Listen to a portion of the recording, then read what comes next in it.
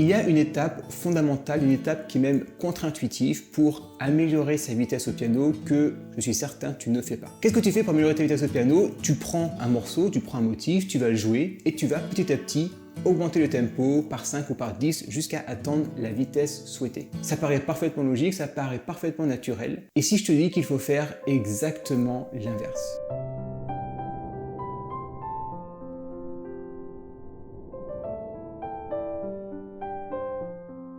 Alors je sais ce que tu dis que c'est bizarre ce que je suis en train de dire.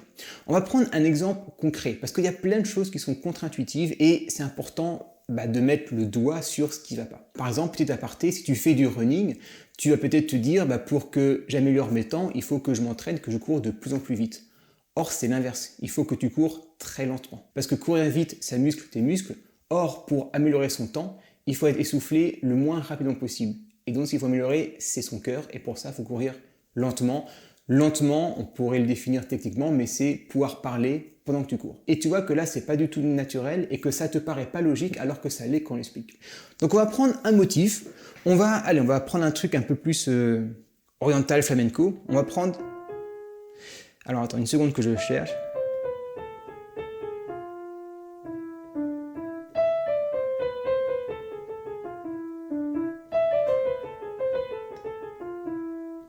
J'essaie de trouver un truc qui soit carré.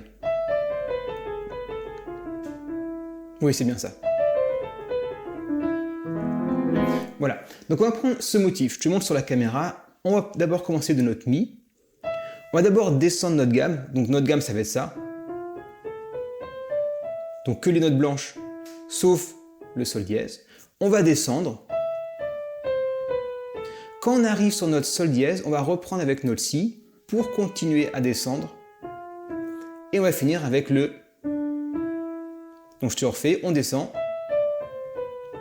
Sol dièse, on reprend sur le Si pour continuer à descendre. Et on finit.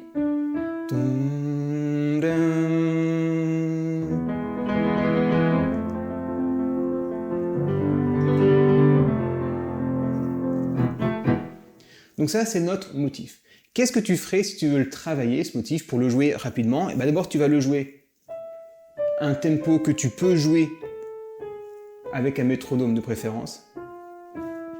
Puis tu vas augmenter un petit peu. Et encore quand ça passe bien. Et encore. Et encore. Jusqu'à temps d'atteindre le tempo souhaité, par exemple celui-là. Donc ça, c'est la méthode que tu fais. Mais le gros problème avec ça, c'est qu'il te manque l'étape du tout début. C'est quoi cette étape? C'est de jouer lentement. Et quand je dis lentement, c'est très lentement. Mais c'est pas juste très lentement. C'est-à-dire que si tu fais ça, comme ça, oui, c'est vraiment lent, mais il faut. Là, ça sert à rien.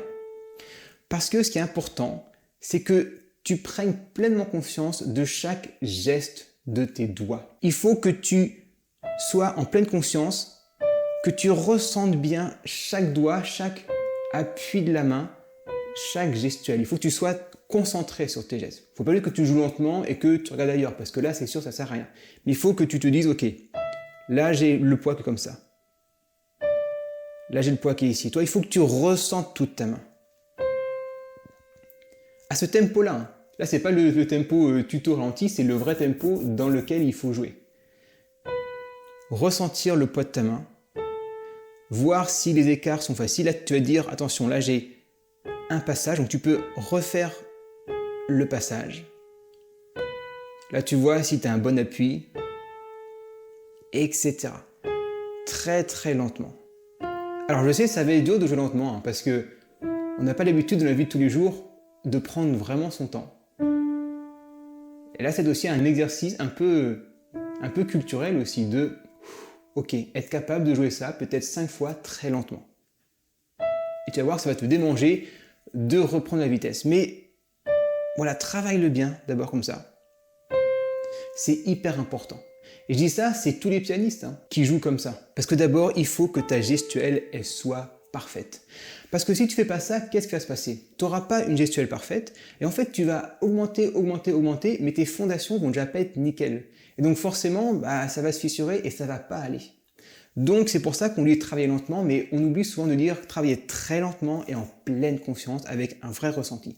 Pareil, quand tu joues des accords, prends le temps de bien ressentir le poids.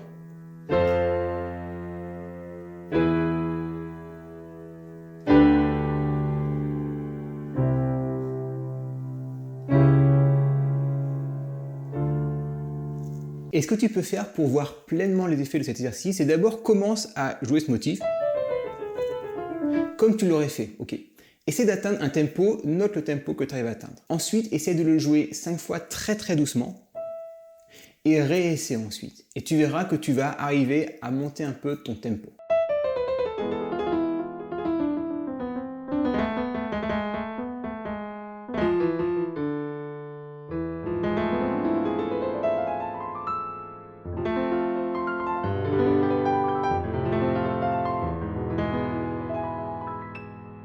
Bien sûr, tu as plein d'autres gestes à apprendre, tu as plein d'autres techniques pour jouer vite. Là, c'est juste une technique parmi plein d'autres. Tu as ma formation Le Pianoteur qui est fait pour ça. Tu n'as pas forcément besoin de jouer vite au piano, ça dépend des styles que tu aimes. Mais si tu aimes les styles classiques, les styles un peu jazz par exemple, où tu as des grandes échappées où il faut que tu joues vite, alors il faut que tu apprennes à jouer vite. Et tu l'as compris, jouer vite, c'est pas juste augmenter le morceau, ça c'est juste les 2-3% à la fin pour savoir jouer vite. Il faut d'abord que tu connaisses la bonne gestuelle, le bon geste, la bonne façon de faire, la bonne façon de travailler, bref, il y a 95% des choses que tu fais probablement pas pour arriver à jouer vite et c'est pour ça que tu n'y arrives pas. Même avec des exercices que tu fais en boucle, en boucle et en boucle. Comme je vois très souvent des pianistes qui pendant un an travaillent leur vitesse et n'y arrivent pas, issus d'une formation en un mois, ils jouent beaucoup plus vite que ce qu'ils ont réussi en un an. Pense-y maintenant quand tu veux travailler un passage rapide qui bloque, tu vas voir que ça va t'aider pour débloquer tout ça.